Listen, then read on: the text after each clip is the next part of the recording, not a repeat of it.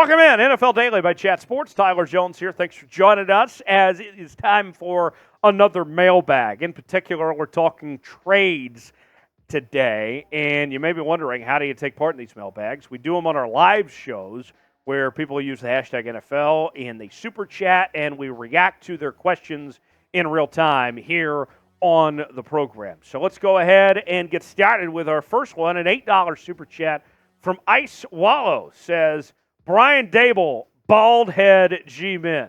Brian Daboll did an incredible job in year one. I remember when he was with the Alabama Crimson Tide as their offensive coordinator, did a really good job with that program, goes to the Buffalo Bills, and was the best thing that ever happened to Josh Allen to start his career in that offense. Then really worked his magic with Daniel Jones. I'm very impressed with just what Brian Daboll has done as a quarterback's coach, but also showing out to be just a very smart head coach this past year. I think expectations should be high for the G-Men in 2023 with what they bring to the table. Watch out. The Giants are going to be a team to watch in 2023 and compete in a very good division as far as I'm concerned. Thanks for the super chat there. William, representing the Chiefs. How about those Chiefs? With a $10 super chat. Love to see when Chiefs Kingdom checks in. And I got to tell you, I'm very excited about what the Kansas City Chiefs are going to do this upcoming season. The rich got richer. They already were the best team in the National Football League. And sure, Juju's not there, but next man up, right? I think Kadarius Toney, if he can stay healthy, is going to have a fantastic season for this Kansas City Chiefs offense. You still got Mahomes. You still got Kelsey. I mean, watch out. Who's going to be able to stop those guys? Chiefs should be the Super Bowl favorites once again. We might be seeing a dynasty here in Kansas City at this point in time. William, thanks for the $10 super chat. Juan Hernandez writes, why hasn't Marcus Peters signed with the Raiders yet? We need him. Juan, that's a great question.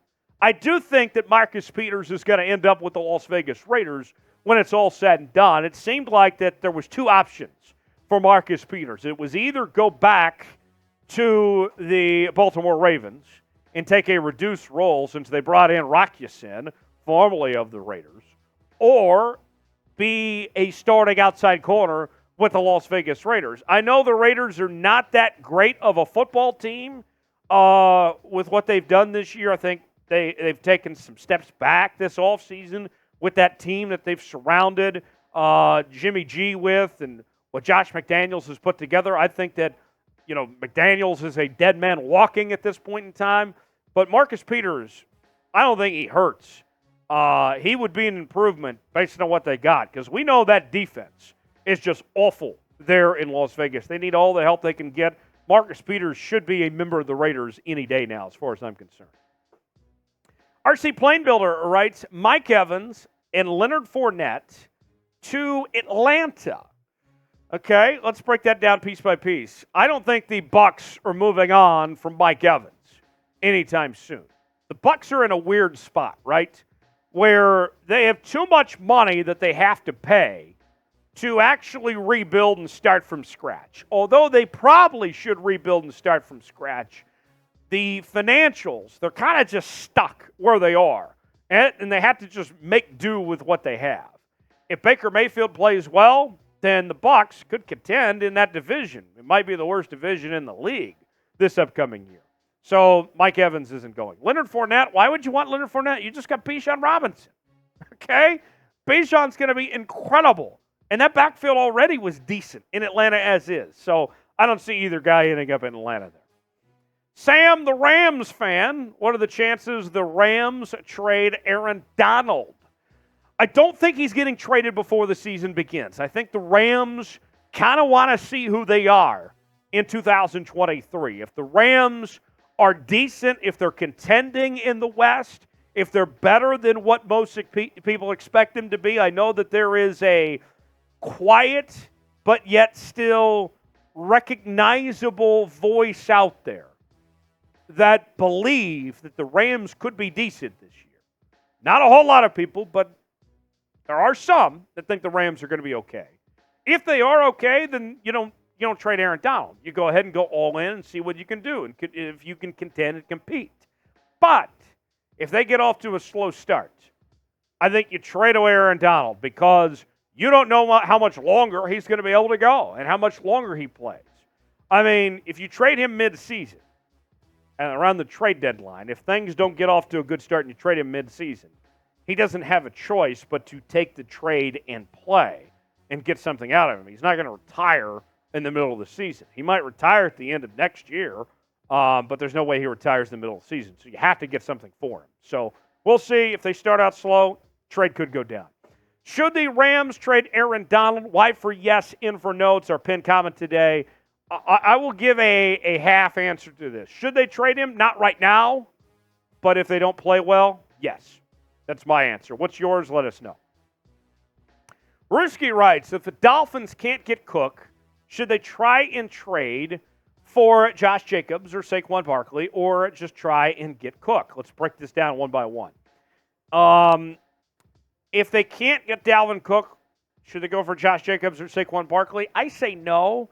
I think that Dalvin Cook should be their area of focus. I don't like to pay running backs a second contract. Josh Jacobs and Saquon Barkley are going to be more pricey than Dalvin Cook.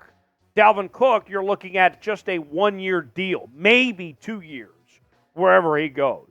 If you make a deal for Josh Jacobs and Saquon Barkley, you're more than likely going to have to give at least 3 years for either one of those guys. So I don't like that idea. I'd say just go and try to get Dalvin Cook, lock him in, secure that running back position, and go from there. But we'll see what they do. NFL rookie jerseys are on sale now. It was an exciting draft in 2023 with the likes of Anthony Richardson, C.J. Stroud, you had Bryce Young, and here's the deal. We have all of their jerseys on sale now at chatsports.com/NFL jersey. So if you want to represent your favorite team while also representing your new favorite rookie, you can get it now while supplies last, right in time for football season, right at the beginning of these guys' careers. Get it today. Chatsports.com/NFL jersey while supplies last. That's chatsports.com/NFL jersey. Next question comes from Jeff. Jeff wants to know, if the Ravens do sign DeAndre Hopkins, what players would be on the trade block as a salary cap casualty?